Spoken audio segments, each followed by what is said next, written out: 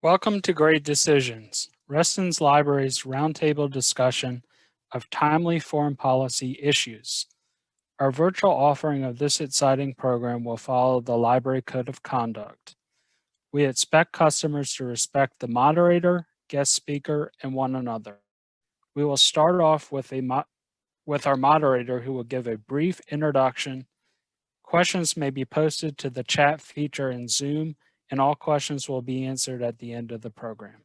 Thank you. Today, our topic is the Philippines and the U.S. change with continuity. An interesting topic indeed. Many of us, of course, are familiar with the Philippines. We've had a long history with that country. It's had its ups and downs over the years, but it's one that's figured largely in our foreign affairs, particularly since the beginning of the last century. The Philippines is a country of some 7,600 islands, but in total area, it is only slightly larger than our state of Arizona. It's also the 12th largest country in the world in terms of population, having about 110 million people, fully half of whom are under the age of 24. There are numerous ethnic and language groups composing the Philippines. And religiously, it's a mainly Christian country with 81% of the population being Roman Catholic, and about 6% of the population is Muslim. So it's a large and it's a diverse country, and one that is well worth our attention. And one way to focus our attention is through our guest speaker who is here today, Mr. Hank Hendrickson.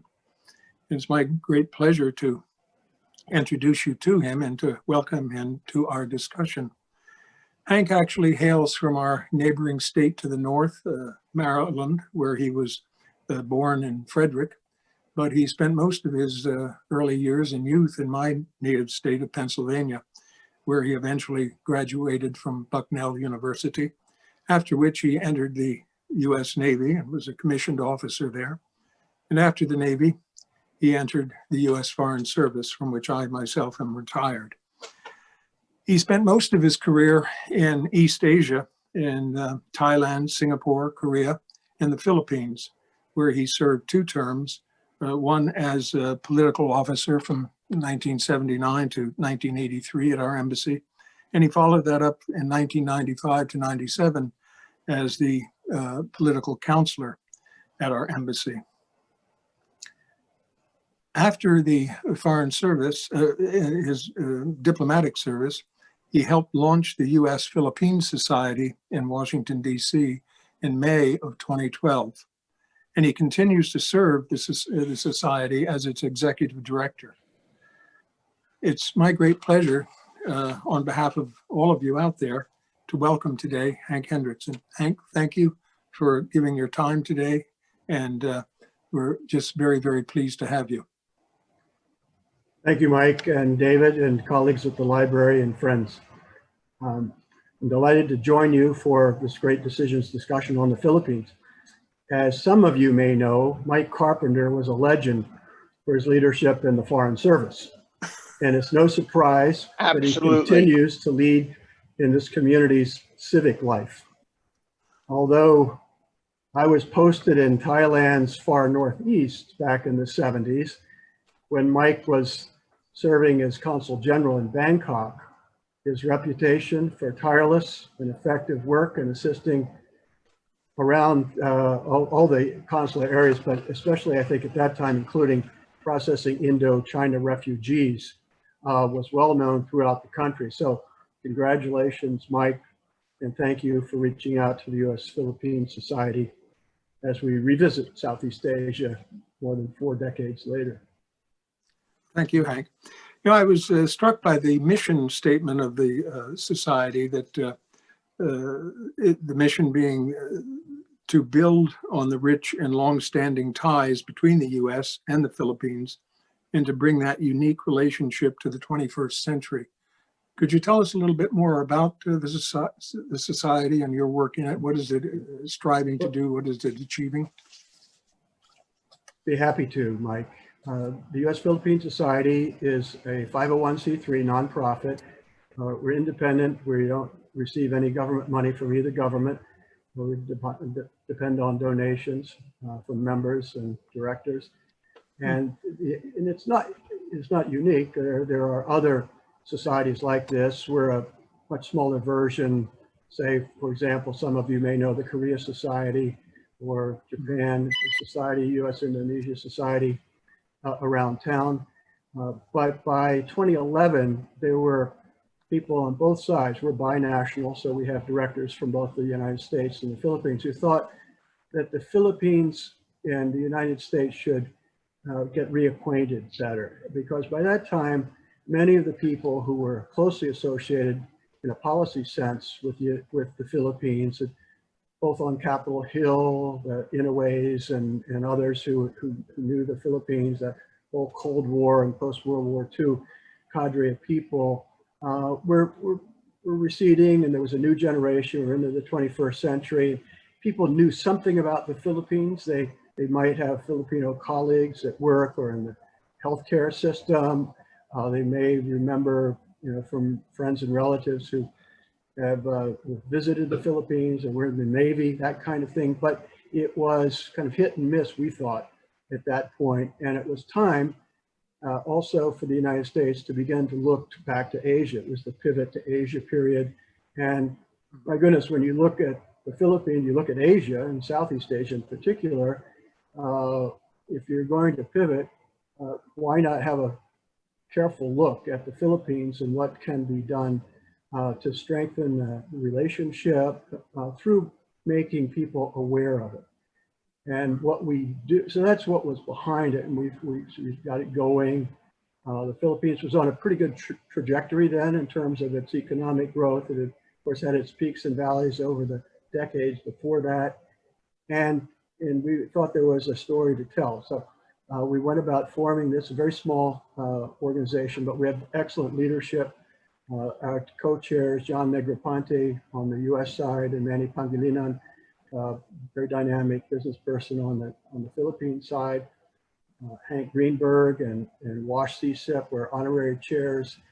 And we still get good support, and it comes from all kinds of folks. We have Philippine American members who are doing well in your area of Virginia. We have companies that have been involved in the Philippines for many, many years who have been supportive. And what we try to do is to foster discussions, not unlike what we're doing today, but not just about strategic issues or politics, but about the history. And we've had programs now that we're sort of in that 75th year anniversary period of last year. It was the Leyte landing and then the end of World War II. And we use those milestones as a chance to talk about the relationship historically. And then we've got, the interest in American business abroad. We have concerns about China and what the role of Southeast Asia and the Philippines in particular might be in terms of partnering with friends and allies in the region to ensure some stability and that people's equities are looked after there. We also try to do a cultural program every year. Unfortunately, because of the COVID, the program we had this year was for the Ballet Philippines to come, and we had reserved the Lisner Auditorium for that this month, and it just hadn't happened. A business mission was also called off, so we're suffering the effects and trying to respond in other ways. But like so many of us and so many businesses and nonprofits around the country, we're dealing as best we can with that. So we have a website. You can Google the U.S. Philippine Society, or it's the USPHsociety.org, and see what some of the programs are. And if you're interested in following what we do, we'd be happy to put you on our mailing list. Oh, that's great. Thank you for explaining that to our audience. I'm certain a number of them will take you up on it. As you know, this is a free-form discussion today, and our members have viewed a film that the Foreign Policy Association produces on the current state in the Philippines. They've also read an article, and based on that, I think they're prepared to begin to ask questions of you. But I'd like to claim the privilege of putting the first one to you, if I may. In fact, in our article, I was struck by the very first sentence, It said from colonial rule to Commonwealth and finally ally, the relationship of the Philippines and the United States is enduring, but oftentimes quixotic. I think that sort of sets the tone for the entire article that we read. And following on to that, I'd just like to ask you or observe initially that the U.S. became a colonial power for the first time in the wake of the Spanish-American War, with some would argue the Philippines as its crown jewel. We also at that time, I believe, took over Cuba, Guam, and so forth from the Spanish. Our flirtation with colonialism there was not without strife, including what today might be deemed the denial of human rights in some forms. What is the legacy of this? Is it forgive and forget, or does it continue to inform our relations, our overall thought, our overall policy? Mike, getting into the history of that is important to understand where we are today. And I would mention, I think it's interesting that you talked about the United States becoming an imperial power at the turn of the century, and that's really absolutely accurate. Our decision to go beyond the Pacific followed Frederick Jackson Turner had written about 1890. It was the end of the frontier, and of the continental frontier. So we did look beyond. There was the concept of manifest destiny.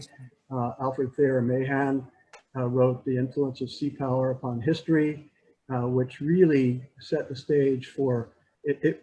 It gripped a lot of people and led to the buildup of a modern Navy, so that the United States could take part in the China trade and fulfill or pursue that manifest destiny.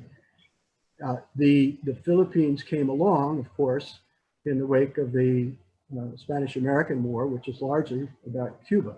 But because the Philippines had been a Spanish colony from the time that Magellan reached the Philippines in 1521, and many of you will know that he really didn't circumnavigate the world.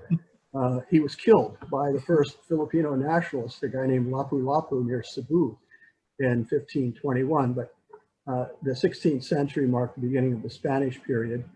And so they were there, they were in running the country as a colonial power by the time the Spanish-American War came on.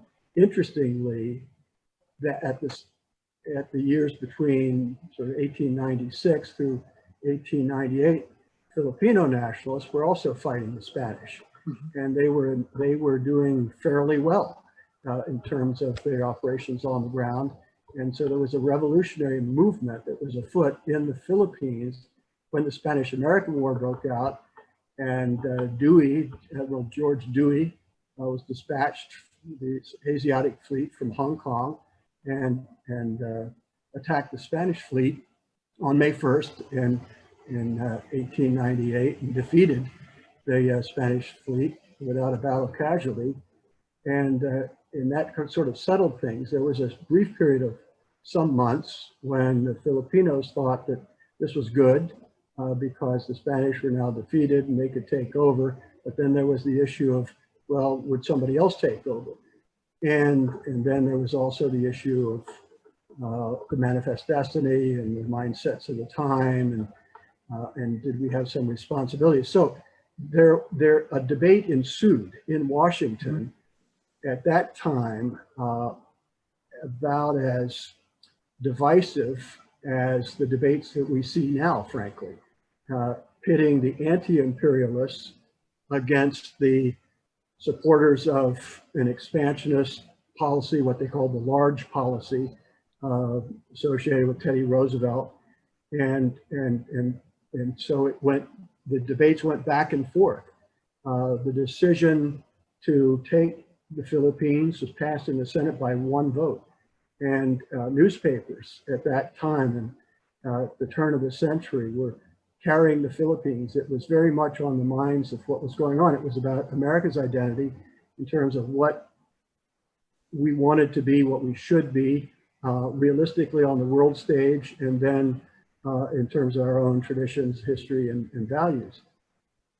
The decision that came out of all those debates was interesting, and it was that we would take the Philippines in a sense, but in return, we would do it with an eye toward helping them prepare for independence, which if you think about it, in fact, in 1901, William Howard Taft, judge from Cincinnati, was sent out as the first governor general with the explicit instruction to prepare for institutions of governance in the Philippines, which if you compare that to the European and other imperial powers at the time, was quite radical. They weren't, others speak for themselves, but my understanding, they weren't at that point preparing anybody for independence. It was about empires. We were the reluctant or the sentimental imperialists, as one writer has called it. And then fairly quick, well, for a period of 2 or 3 years, there was bitter fighting. And Mike, you mentioned you were in Vietnam, and we had that war brought into our living rooms here. And, you know, had CNN back in 1901, and they would have brought those pictures into our living rooms, that it might have shaped public opinion as it was shaped during the Vietnam period, because it was a very bloody, we call it the insurrection, they call it the Philippine-American War, now we both call it the Philippine-American War.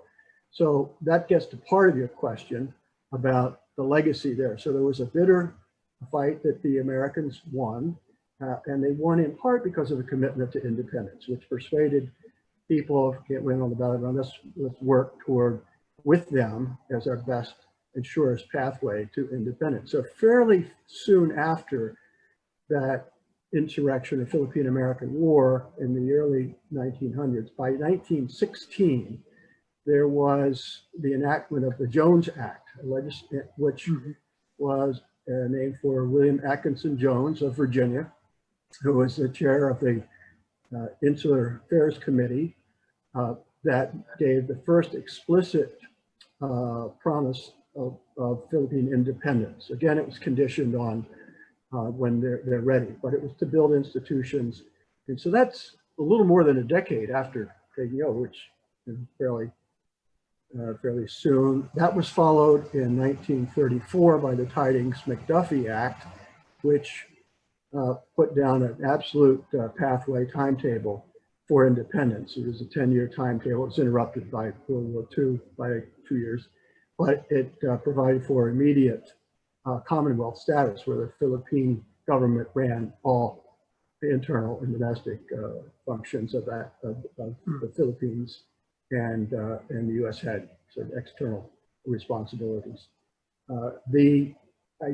What's kind of remarkable to me is it's one of these cases, it's not isolated, where the bitterness of and disappointments really from that turn of the century period with the U.S. deciding to stay in the Philippines was tempered greatly by the commitment of the Americans politically to work toward independence, to build Philippine independence, and then concretely on the ground.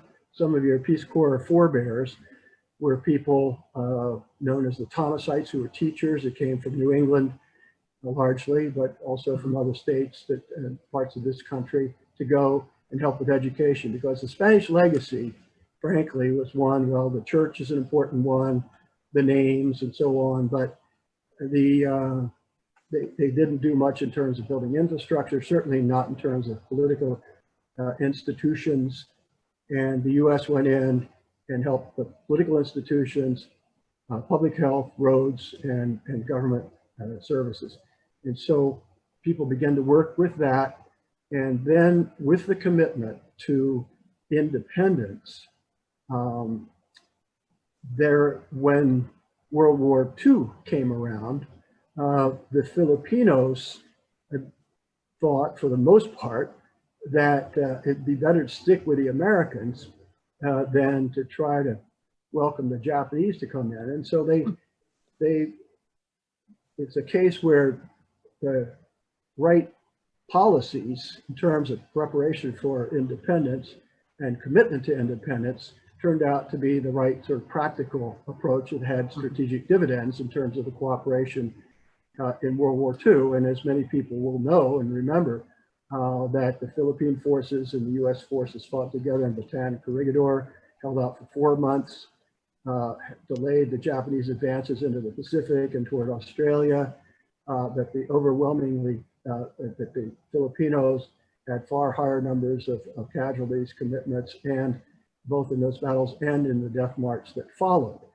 So there was a real shared commitment there. So that bonding through the 30s and 40s really did last beyond. And then that coupled, the last part of that would be because they were really our only colony, there was immigration to the United States during that colonial period. And you had the beginnings of the people-to-people relationships. And we can talk more about those waves of immigration and what people did and where they might be now.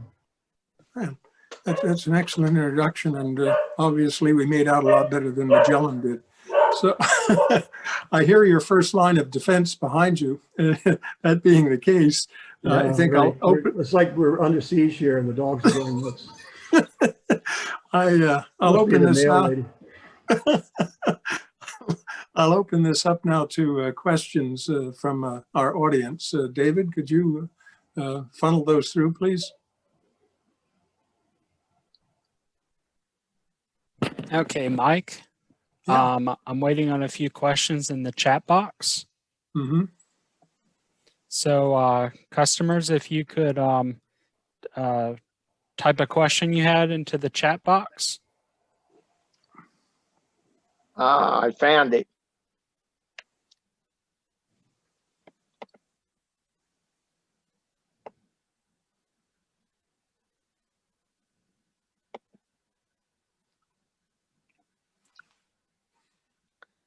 Can I ask an oral question since I can't seem to get into the chat box? That's I fine. I can hear you, Harry. And can you hear me? Yes, I can hear you. How are the Japanese considered in the Philippines today? How are they viewed? Given the history of Japanese occupation of the Philippines during the war. The Japanese, it's been a complete turnaround. They're very highly thought of, to answer the question, in the Philippines. For a number of reasons. One, the Japanese have been very smart about trying to assist in rebuilding and develop, and they are after the war, they provided a lot of assistance, and they wouldn't miss any of the anniversaries. I remember the 35th anniversary of the Leyte landing in 1979.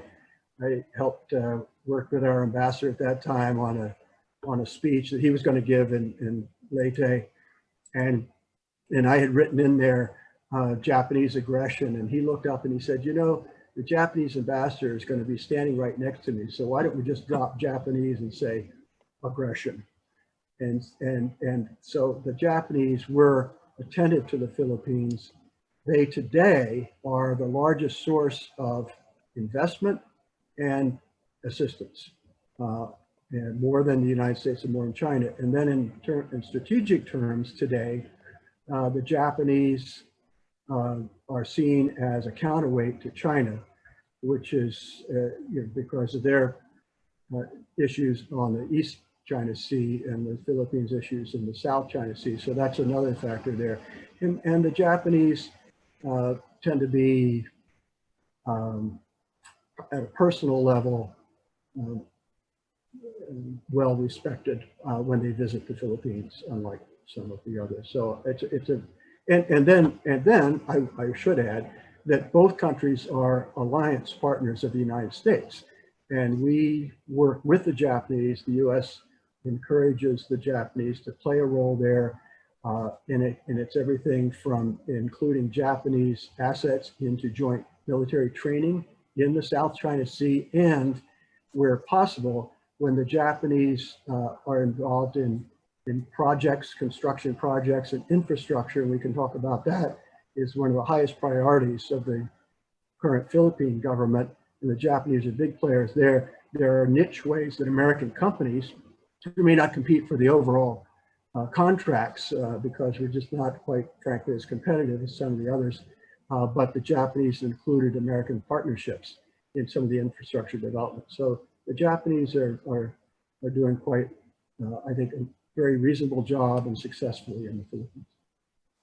Okay. Expert. Go ahead. Okay, Hank, we have another question. What are your thoughts about the influence of the Philippines' current interest in China versus the US? Is it more of a balancing effort?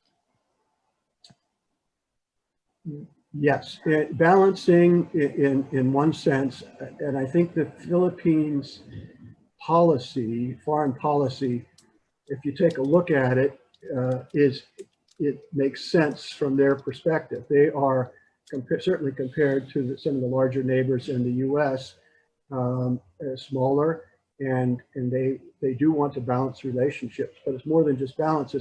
It's having a relationship. Their policies now, or some have labeled it an equidistant foreign policy, where they have relationships with China, with the U.S., with Japan, and Korea, South Korea, and others, and they are able to work successfully, playing on the strengths of each of those.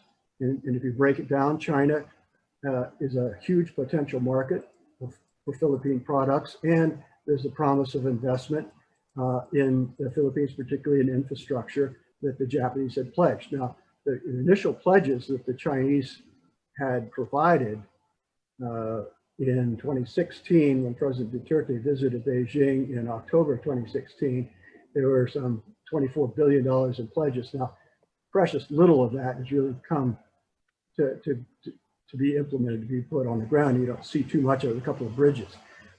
But there is that hope and relationship that the Philippines will get something from it. And that has helped tempered the Duterte administration's attitudes toward China, particularly on the South China Sea, but we can talk a little bit more about that later. From the US, when we've met with the government people, they do remind us that the Philippines and the US for the Philippines is their only treaty alliance partner. And then, as I said, they get most of their investment and development assistance from Japan, from Korea, and others who see ASEAN as a destination for things like tourism and investment. And people are looking around Asia now with the trade tensions with China as a place for supply chains, and the Philippines is one of those. It's not doing, frankly, as well as maybe Vietnam is, but people are looking at the Philippines. There's a lot to be said about working in the Philippines, and some of the pluses are the large number of people, the sort of the sweet spot demographically, labor markets to speak English well, and so there's some pluses there, and they know us pretty well. So people are looking at the Philippines, and lastly, I would say that the Philippines these days talks a lot about ASEAN centrality as part of how they look at the world around them. They want to be part of that 10-nation bloc of 650 million people, which is big, and they like to align themselves with ASEAN positions, and to the extent that the ASEANs tend to see the United States as the balancer of choice, as they look at an assertive China, the Philippines would be right there with them on that. Okay, we have another question, Hank. Can you compare or contrast the phenomena of Duterte populism in the Philippines and Trump populism in the United States, and how that affects U.S.-Philippine relations? Well, I can tell you that the Duterte approach seems to be garnering lots of public support in the Philippines. And if you look at the polls, he's now past 4 years of a 6-year term. He continues to be very popular. The public approval, and these are valid polls, have him close to 80%, which is quite remarkable. And he has, I think, you call it populism if you want, but he's appealed to people with the message of personal security being important, and to addressing threats that they saw around them, particularly people living in very cramped quarters in mega cities where they faced a drug epidemic, and there's no denying that there are serious drug problems, and there were when he was coming in. And there was a sense that previous governments weren't as attentive to a lot of the people. It was this legacy, I think, of whether it's true or not, that the elites had run the place, and Duterte appealed not just to the lowest on the economic ladder, the social ladder, but to the emerging sort of middle class people and who weren't part of the elites. And he spoke their language, looked like them, and they liked the style of leadership, and they, even critics that I've talked to will say that, you know, people do feel safer now, and that's important in an economy where people are working 24/7, they're going to call centers and they're coming back, and they've gone after the gangland kind of environment that the drug trafficking breeds, and pretty dangerous. I think there's a sense that, you know, people once again will see their personal security and family security is very high on their personal agendas. I can't really comment on how that might compare with President Trump and his appeal.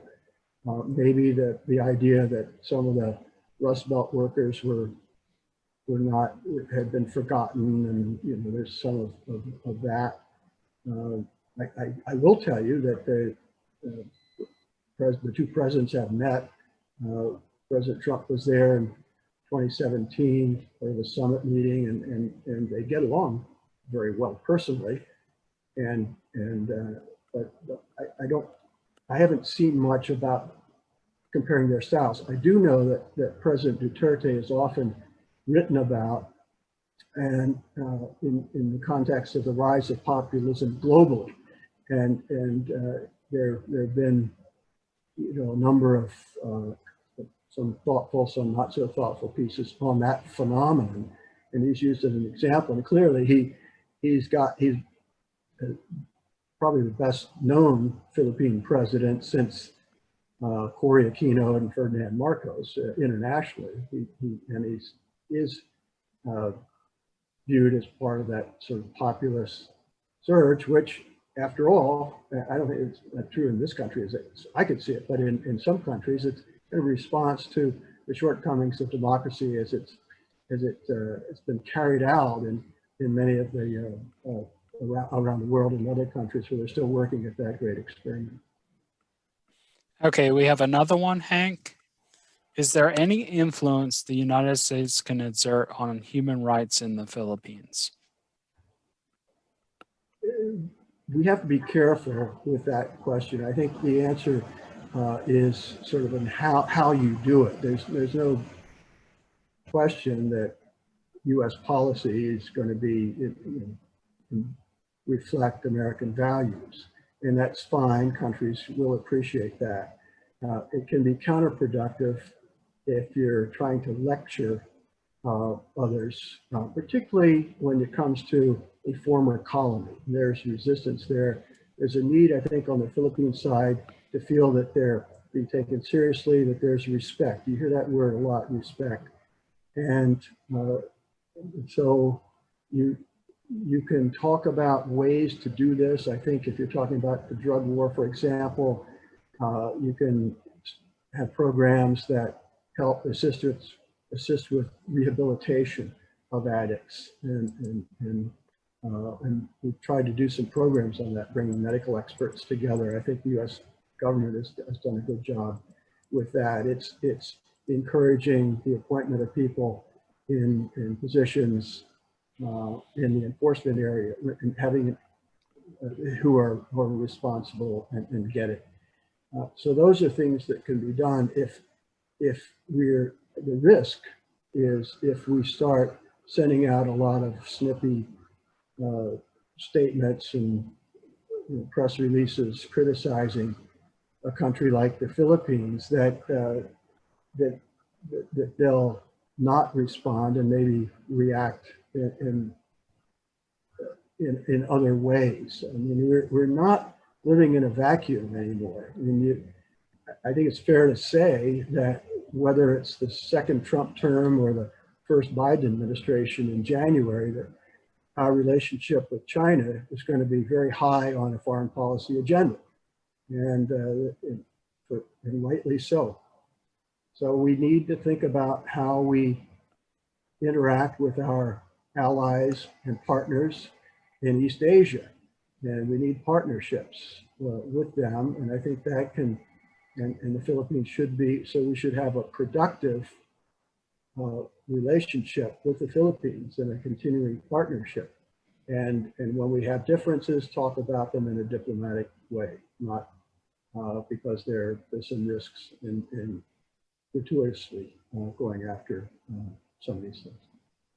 Hank, if I could, excuse me, David, if I could butt in here, you mentioned earlier about the Philippines saying that we have a treaty alliance, or that we're allies and have traditionally been so.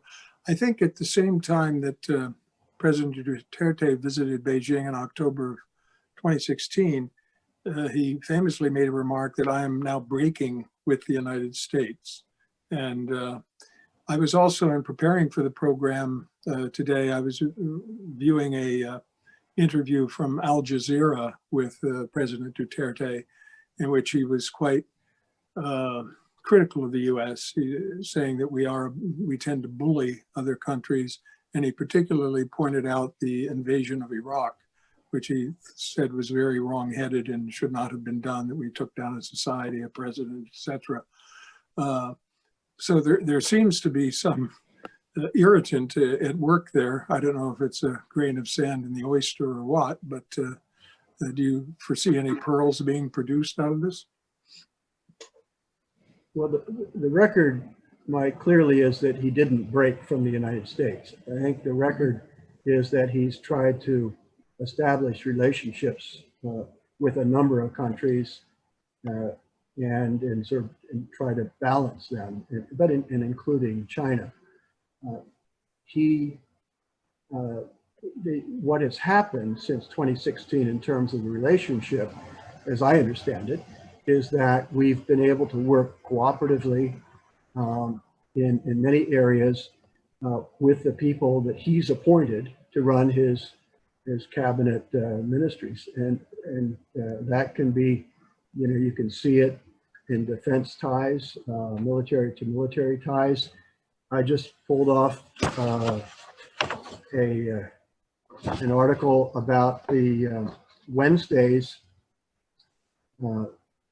U.S.-Philippines Mutual Defense Board meeting. And if you permit me, here you have the Admiral Philip Davidson, who's the Indo-Pac commander, saying that the United States and the Philippines remain steadfast allies, pursued regional peace and stability, close ties, and make us, and even closer ties, allies and partners going forward. The Chief of Staff of the Philippine Armed Forces said, "We view the alliance as a strong and resilient partnership that needs to be responsive to the ever-changing security environment." So they're looking in practical terms at what's going on. I think he's referring to the South China Sea and what the Chinese have been doing there. So you do have President Duterte's interviews, but then it's a question of look at what we do. And when you look at, he's got a first-class economic team led by Carlos Dominguez, the finance secretary, and others in the central bank. Excellent macroeconomic management there.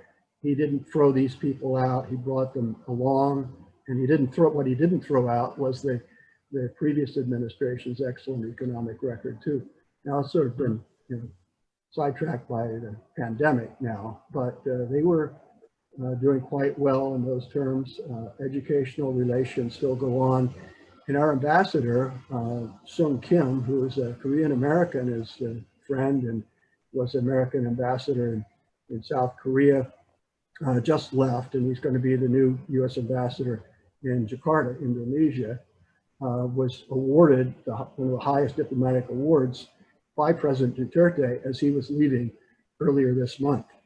And I think Sung did a marvelous job in tending the relationship against, some real challenges, no question about that. Thank you for expanding on that. David, you said there was another question? Yeah, we have a few more. Good. With so many young people in the Philippines, are there enough employment opportunities possible in the present and potential for the future? Probably not. At least the kind of jobs that people would like to get. The Philippines has certain things going for it. It's very tech savvy, and they do have a very good educational system and a commitment to train people in these areas. So there are going to be plenty of jobs there. The business processing operations sector, which is does back office work for banks, and JP Morgan Chase has a big operation there, and others, employs 1.2 million Filipinos and brings and a lot of that is our U.S. companies. So it's big, pumps millions and millions of dollars into the economy, and there are opportunities. Now, I think people working virtually now can work well in the Philippines and is working well. And there'll be some legacies there. Mike was talking about, what are we going to learn from this pandemic? Well, the Filipinos are working from home, just in part. The advantage is there because the major cities are very congested, and if you can do that from home, that's a good thing. Their social economic development planning head had said when he came in to his position in 2016, he said, we talk about being in a demographic sweet spot, and he's comparing that to the aging societies of Japan and others, where they might not have labor going forward. We're fine.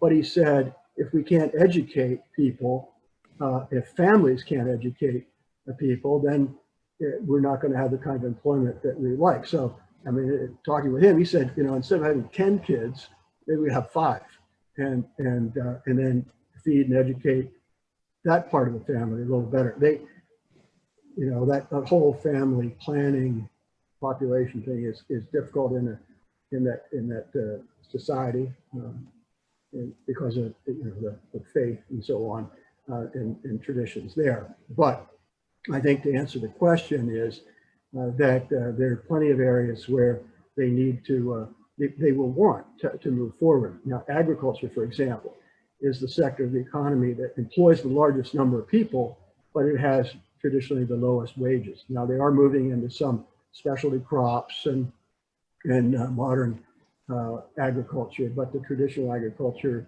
is a sector that needs to be where you will see people having a hard time making ends meet, many of them. So that's just one area, and then to the extent to which they can open their economy to invite investors to set up businesses there, can also, there's been tremendous success. American employers like the Philippine, working with the Filipino partners and employees, by and large, they understand each other, they speak literally the same language. And so if the Philippines, and I think Duterte is trying to open the economy more, make it a little less protectionist. That was a legacy of some of the oligarchs and so on. And he's the first president from outside Manila, from the South, actually. And so he hasn't thrown in his lot with some of the elites. And there are plenty of them there that do work with him, and Lord knows they're wonderful folks personally, and depend on. their friendship and so on. And there are a lot of forward-looking people there. All I'm saying is that if they can encourage foreign investment, they can help both employment and tax revenues and that kind of thing, and help the economy. Okay, the next question is, are there presidential term limits? The film says Duterte's daughter may run. There are presidential term limits. It's restricted to a single 6-year term. And that next election will be in May of 2022. And it's way too early to tell who might run. I've heard her name along with others who might be considered, but it's too far to do much speculation. I think that as time goes by, President Duterte will look at carefully at who the lineup might be to succeed him, and whether it's a family member, I just don't know. And I wouldn't want to speculate. Okay, Hank, sorry. I had heard that, no, David, I'm sorry, but the Marcos children are perhaps thinking of running again. Ime, the daughter, and Ferdinand Bongbong, the son. Do you know anything about that? Well, I can tell you a couple of things, Mike. One is that President Duterte has, I think, tried to cast a fairly wide net in terms of getting an outreach and getting political support. And that goes to communists in Mindanao and others who have been on the outside, and the Marcos family was one. Early on, he okayed a burial of Ferdinand Marcos at the so-called Heroes Cemetery in Manila, and that was an opening, just a symbolic opening to the family. Ime is a senator. She's got some popularity, obviously highly popular up in the north where they're based in the Ilocos area. Bongbong's not there anymore, and the old Marcos is still around. So the Marcos family is there, and would they want to have more influence? One could safely bet that they would. And as Ime got a pretty good track record, she was governor in Ilocos Norte, and she was viewed very favorably by not just the people there, but by some of the innovations that she implemented in terms of governance and development there. And it's a 24-member Senate, so she's one of 24 and has a platform there. I have no idea. I haven't heard whether she would run, whether it would be too contentious, given that the history there. One thinks that probably they wouldn't want to go back there, but funny things happen in politics, and including in the Philippines. Okay, Yeah, sorry. sorry. No, go ahead. We have another question. Given Duterte is term limited, what are the ways that Duterte could continue to have influence in the Philippine political life after 2022? One way would be to work to identify and then support a successor who's part of his circle now. Some people talk about the Davao crowd, and there's some good people there, and that would be one way for him to continue to have influence. The Philippines does have this history. It's an archipelago, as Mike mentioned. Regionalism, there are dialects and language differences, and there is an identification there that's fairly strong. Now, Mindanao, people have moved there fairly recently. President Duterte's family moved there. He was actually born in Leyte in 1945, and they moved to eastern Mindanao. But they, over the years, and given his role there, and doing substantially, doing really heavy lifting in Davao, which was known as the murder capital of the Philippines, and he cleaned it up, and people there big supporters. So if somebody were to come from that circle, he would be continue to have influence. And And then there's sort of the political allies that that you see around him now. So he was successful. Last year they had sort of their off-year elections where they elected half of the 24-member Senate, and he used his influence there to completely block the opposition. I mean, not block them, but the candidates he endorsed won, and not a single representative or candidate from the opposition Liberal Party was able to win. They run out in a national constituency, so he had influence there, and that gave him a little more political capital going forward into the next election. But he won't be there, and as you know, and I think those of you who follow politics, and whether it's in the Philippines or anywhere else, the closer you get to the end of your term, there is a lame duck factor that comes in. Now, it doesn't mean you can't have influence, but people are going to be looking around a year from now or so and making their own calculations. So it'll be interesting to follow. Okay, I have a question, and I can't recollect if it's been answered already. The article indicated that the U.S. has taken more of a hands-off policy to the South China Sea. Did we answer that one? No, he didn't do that yet. Is this true? And if so, why? I think, David, it was more true early on. We were very careful not to take a position, the U.S., to take a position on the territorial claims in the South China Sea. Our position for years was sort of rested on freedom of navigation. We wanted open seas, and that was what we stressed.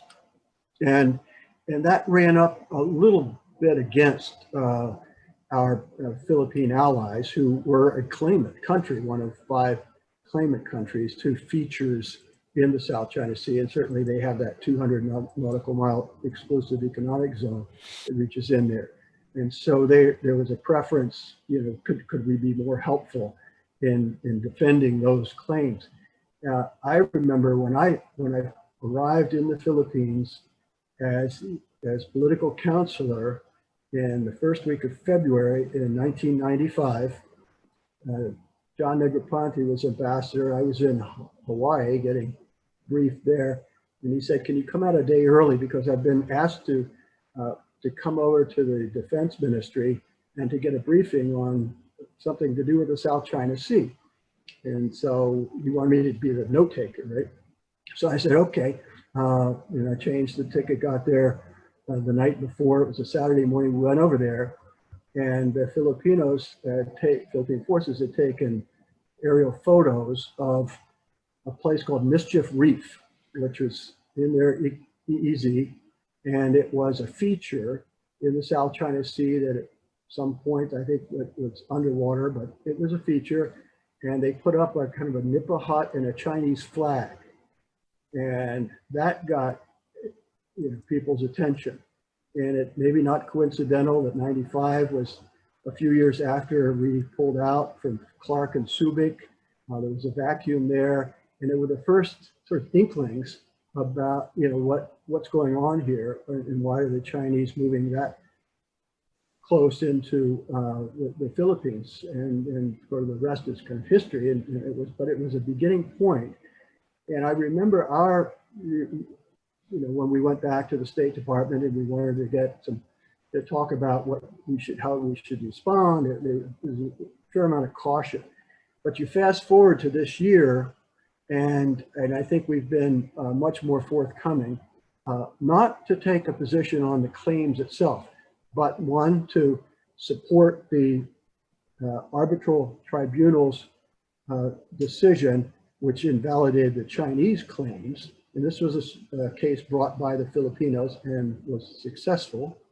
And number 2, Secretary Pompeo was there in Manila in July and said, "We have your back in the South China Sea, and we've been more aggressive." Maybe it's not the right word, but our presence has remained and may probably stepped up a bit in terms of navigation and the concerns that the Chinese try not to interfere with that or impose an air identification defense zone. And these are the kinds of things that we're working on. And those issues are a concern to the Philippines. I think it's one reason why we have a successful extension of the visiting forces agreement, because that's a practical way for the U.S. to be to have a presence in the South China Sea, and it's so, you know, we've been. I don't think saying hands off would describe the U.S. position today anymore.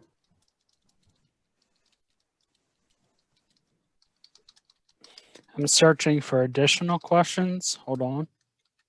In the meantime, David, I'd like to ask Hank, you alluded to the fact that we left, I think, Subic Bay, the naval station, and Clark Field, the Air Force Station, in 1992. Could you refresh our memories? Why was that? Why did we depart? Was that under Philippine pressure or something we decided on our own? Or what occasioned that? Mm-hmm. Well, the Philippine Senate rejected the basis agreement extension. And so that was the reason, by a vote. And they did that for their own reasons. And then, of course, that we had Mount Pinatubo explode, which you may remember, which is between Clark and Subic, and it made it inoperable anyway. The Cold War was basically over, so I think America was, rethinking our overseas presence at that point. We didn't. The rise of China was still a decade or so away, and we were trying to figure out, what we wanted. So we didn't. We would have stayed certainly, but we weren't going to sweeten the deal at that point to stay. And it was only later that as the China factor kind of began to loom larger.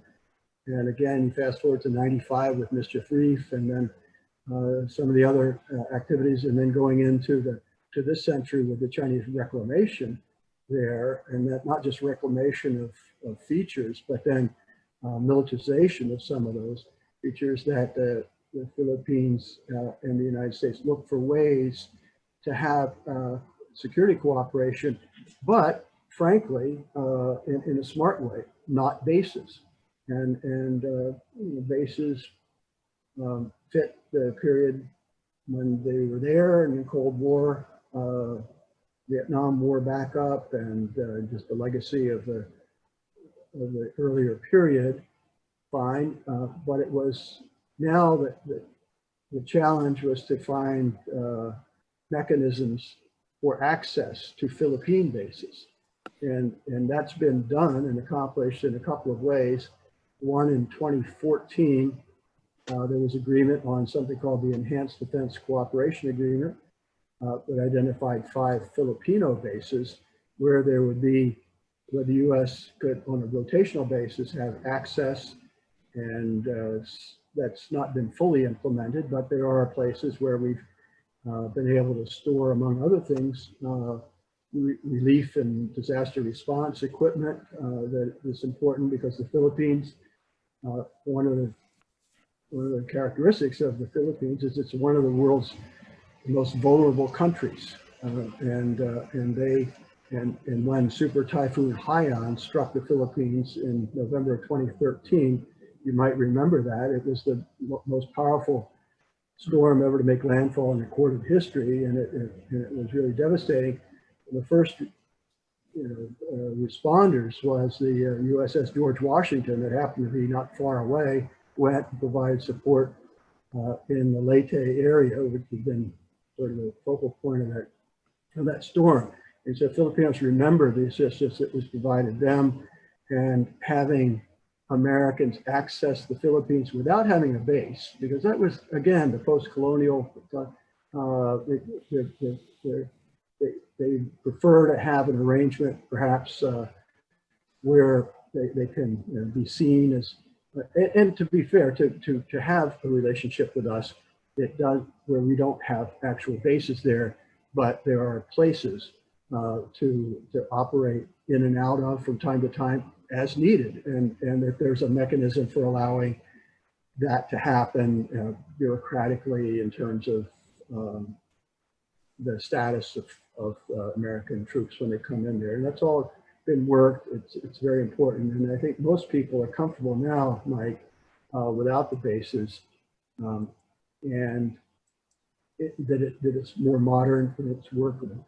One of the other points I would add about Subic is that, which is a marvelous deep water port, and on the north side of the bay was a shipbuilding company, Hanjin, a Korean shipbuilder.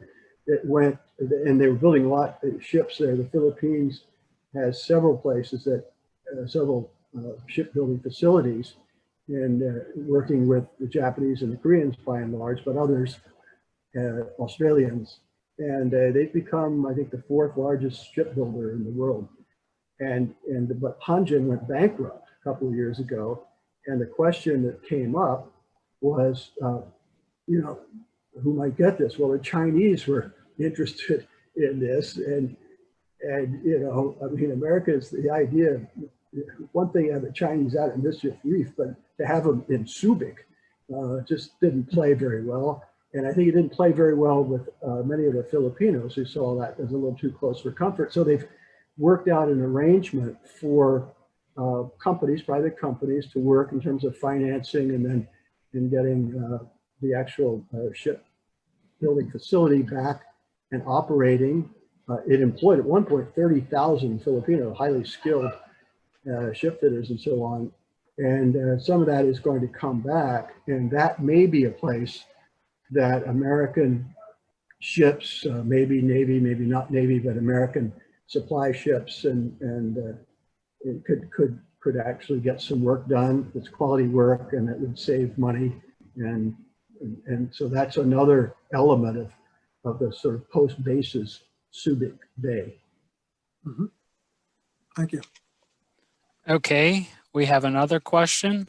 Hank, assuming a change in leadership in the United States in 2021, can you speculate on the future for something like a revival of the Trans-Pacific Partnership or something similar, in that would include the Philippines as a counter to China and its Belt and Road Initiative, and so on? Well, I watch TV, as we all do on this program here, and I haven't seen anything that would indicate a preference for the kind of multilateral TPP-like trade regimes. It may come in the future again, and there would be strategic reasons that would argue for doing that. But it seems to me that whether it's the Democrats or the Republicans, we're going to be that's not the first thing we're going to jump into.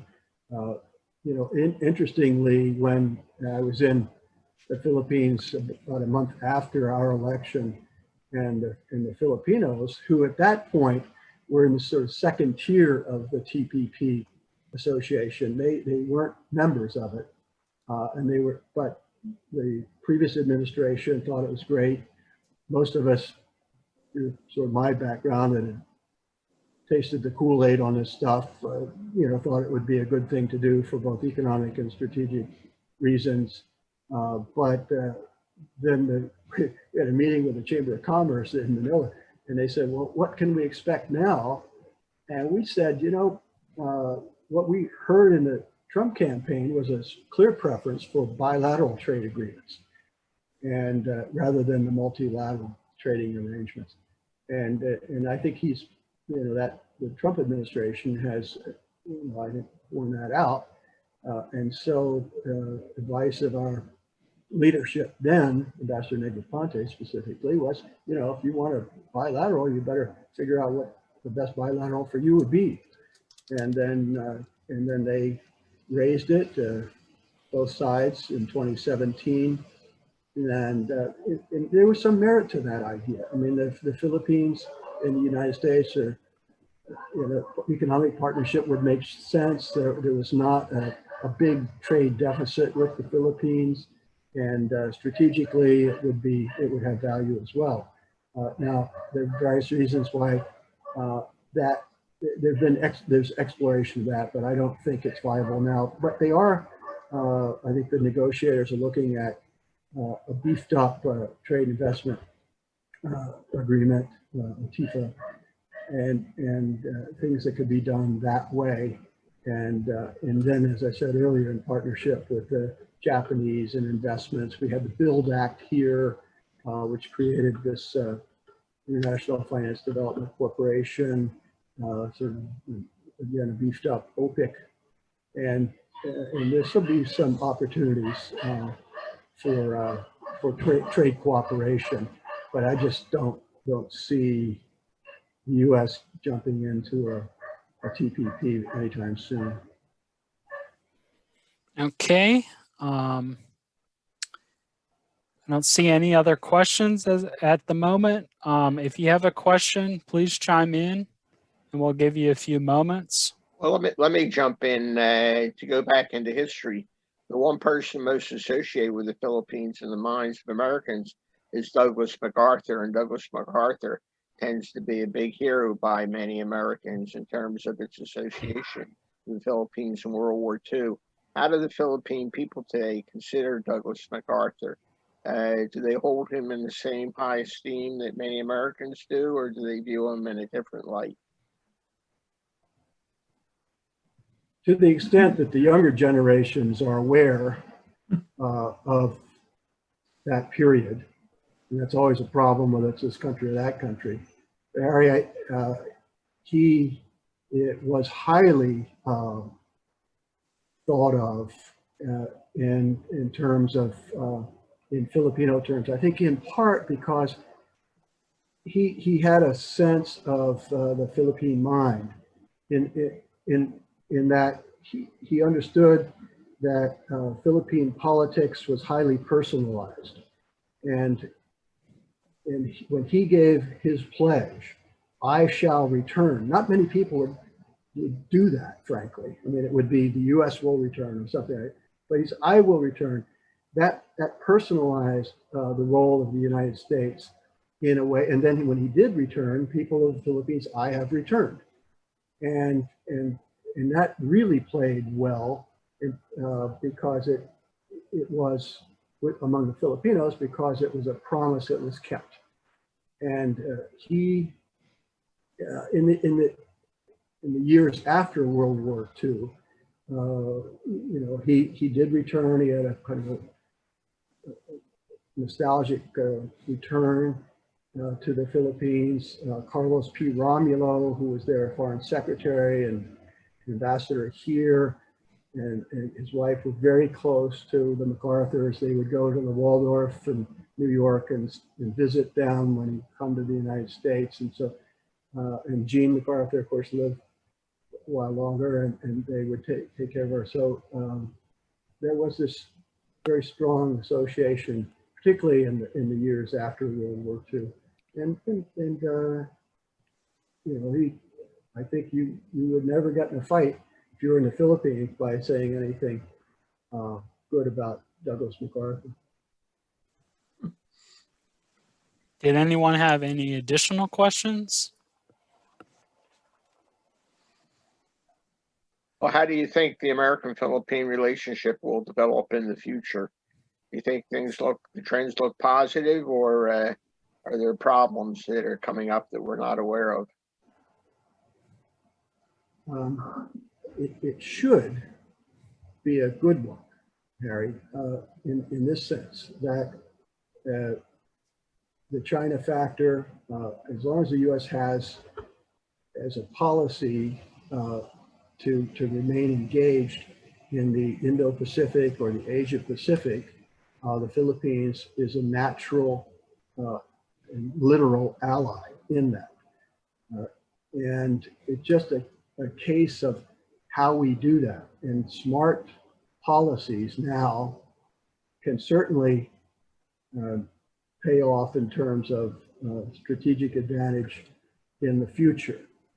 The risk, of course, is that we would want to hold our nose and step away from the relationship because of concerns with a certain, the way things are going there, and that, I suppose there's a risk. I don't really see it happening with leaving the field open to the Chinese, who can write the rules, and whether it's economic development, infrastructure, and just in terms of the strategic posture in the region. The United States and the Philippines should and will have a relationship. We'll have an economic relationship. We'll have a people-to-people relationship. But at that government-to-government level and the strategic level, I think we need to be smart and respectful, and it can work both ways, and it should work both ways. And not just with the Philippines, but with our friends, Mike, in Thailand and in Vietnam. You talk about remarkable turnarounds, whether it was the Philippines years after the Philippine-American War, and now here we are years after the Vietnam War, and we have who would have foreseen the kind of relationship we have there now today with Vietnam, and there's no reason why we shouldn't have positive relations with all those countries, including the Philippines.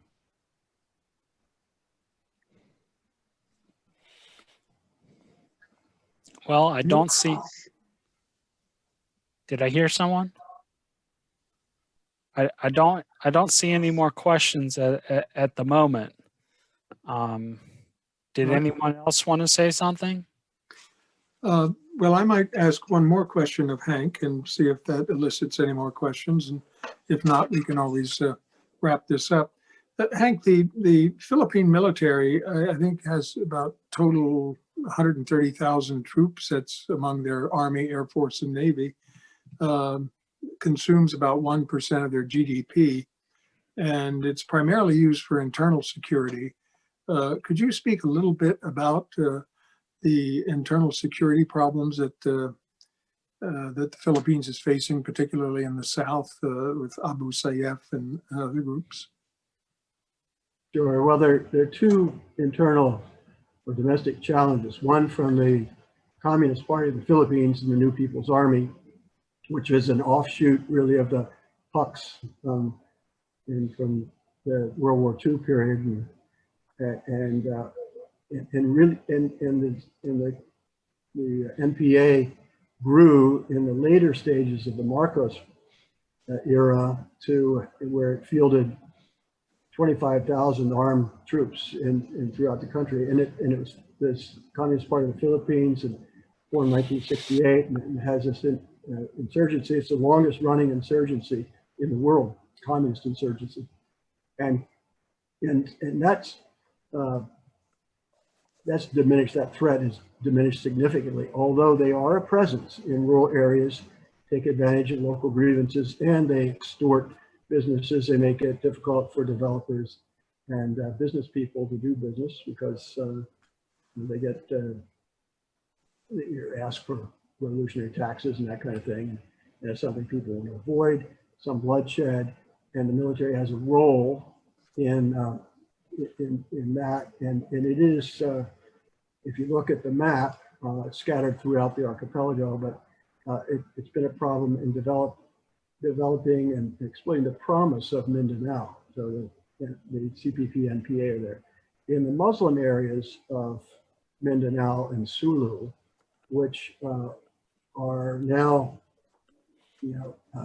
well, background there was open spaces, but predominantly Muslim, and many of these areas have seen immigrants coming from, or internal migration, coming from the Visayas and even northern Luzon. And so the demographics there have shifted, where the Muslims, even in Mindanao, are a minority, and that's put some pressure on them, literally, in terms of land and so on, but also culturally. And so the test, the Philippine government, how to deal with this. But to give Duterte credit, he was able to push through an autonomy bill that gives autonomy to the Muslim, it's called the Bangsamoro uh, which means Muslim, Moro nation, Philippine Muslim nation. And what he did through that is the leadership, and they voted, came from the largest of the rebel groups, the Moro Islamic National, the Moro Islamic MILF Liberation Front. And and so that has the advantage of bringing into a cooperative arrangement with the government and the national government, but local governments, the largest of these armed groups. But then outside, there were groups, splinter groups, that have, like Abu Sayyaf and others, that were not part of this. And they continue to put pressure both on the Bangsamoro autonomous area and the MILF leadership, as well as national leadership. And again, they're involved in, it's not just political, it's intimidation, it's kidnap for ransom, it's drug trafficking, and they create quite a problem.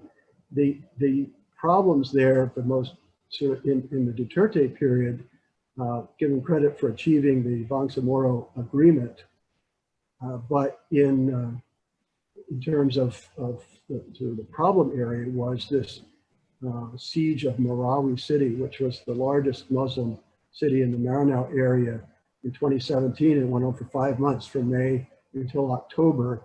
And it was a beautiful city on a lake in the mountains, historic city. And what had happened there was that some of the rebels were inspired through social media and direct contact with ISIS, and looking to expand the caliphate into ungoverned spaces in Southeast Asia, and the Philippines still has some of those. So there was an international dimension to what happened there. And the Philippine military was able to get rid of most of them, defeat them during this battle, but it left the city really badly damaged. I've been there twice. We've been able to get some contributions for support for rebuilding and helping those who were displaced, but it was really awful. But another dimension to that battle in Marawi, that on the U.S. side, was that after a series of problems in getting out the entrenched dissidents who were there, the Islamic fighters, the U.S. came in with communications and technologies that were able to assist the AFP, and they appreciated that, and it helped end that siege earlier than perhaps otherwise would have been the case. And so, and I think that level of cooperation is very quietly done, but surveillance and so on that we could provide just shows that there's the bonds between sort of mill-to-mill bonds were good, but it also percolated up to the political levels as well, as in terms of recognition of that, of our assistance there being helpful. Thank you. David, do we have any more questions? Okay, here's another one. What are the social economic drivers of the drug problems in the Philippines? Is there a large disadvantaged underclass? You mentioned they have a good education system, but does it reach most of the population? The drivers of the drug problem are, I think, similar to here. I think we have our opioid crisis. It does impact people who are disadvantaged, to put it bluntly. But it also, like here, drugs know no social classes, and there are families and individuals within families who have been badly impacted by this methamphetamine, the shabu they call it, and one of the differences there, and this is sort of anecdotal, the stories that you know, some families are able to help get rehabilitation and go to clinics and they can afford it. And whereas those are out of reach for some of the underclass, if you want to use those terms. A couple of years ago, I personally went through a rehabilitation center. We were trying to give some visibility to this effort with one of the guy who later became the Speaker of the Parliament. But it was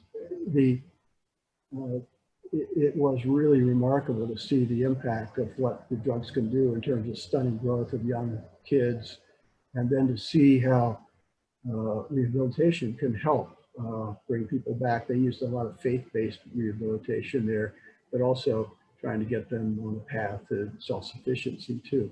It was a very small operation, but people were working hard, and it is a problem. There's no question.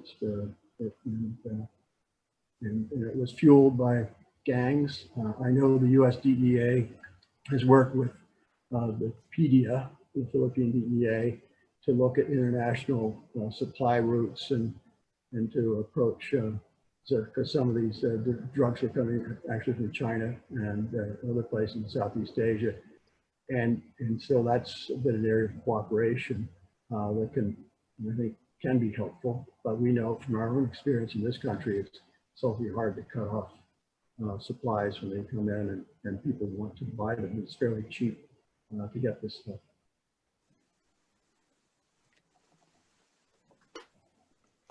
Mike, did you have anything else? No, if we have no other questions, David, I think it just falls to me right now to thank Hank very, very much for his invaluable contribution to our discussion today. You've given us very generously of your time, and believe me, we really appreciate it. Can't think of a better person to have invited to discuss this topic with us today. Thank you sincerely, Hank, for being here. Yes, thank you, Hank. My pleasure. Yeah, Thank you. thank you, Hank.